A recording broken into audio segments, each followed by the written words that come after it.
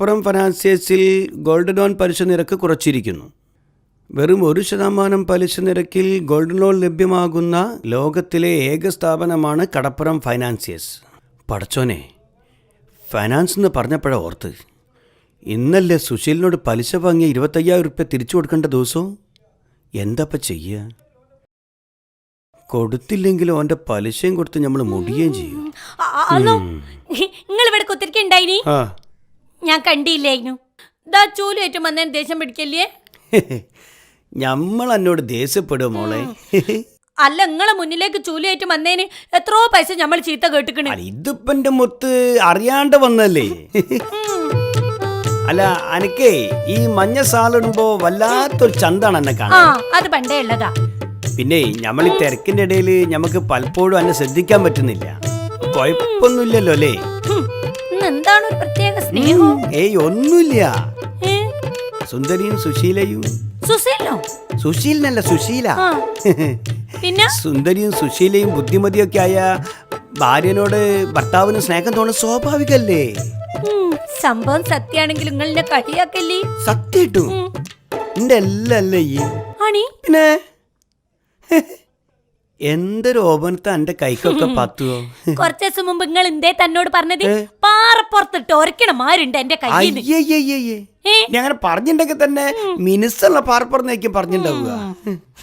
പിന്നെ ഈ വള എത്ര പവണ്ട്? ഏത്? ഇത് 2.5 പവന്.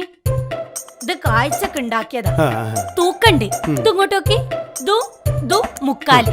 നല്ല ഡിസൈൻ, ഭംഗിയുണ്ട്. 3 പക്ഷെ 2 മതി എനിക്ക്. ഈ 2 ഇടുന്ന ഭംഗി, ആവശ്യമില്ല. അല്ലല്ല, ഇത് 3 തന്നെ ഇടണം. സത്യമായിട്ടും പത്തോ, ഇങ്ങോട്ട് നോക്ക്. ഈ 2 ഇടുന്നത് നല്ല രസാ. ഇതെനിക്ക് വേണ്ട, അത് എനിക്കും ഉണ്ടാ.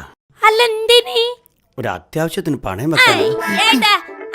അങ്ങനെ വെട്ട മോനെ, അന്ന പൈനു ഇതുവരെ ഇല്ലാത്ത സ്നേഹവും ബഹുമാനവും. ഓഞ്ചവാപ്പോ എന്തേത്തൊരു പഞ്ചാര ഒൽപ്പിക്കലായിനോ. അത്യാവശ്യമായതുകൊണ്ടല്ലേ പത്തോ.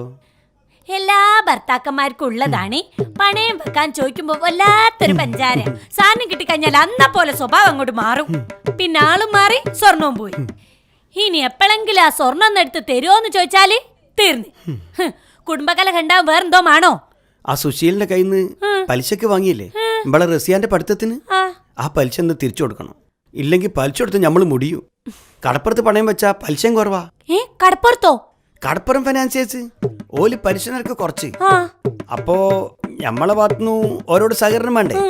നമ്മൾ പണയം വെച്ചാലല്ലേ പാവപ്പെട്ട മുതലാളിമാർക്ക് ജീവിക്കാൻ പറ്റൂ.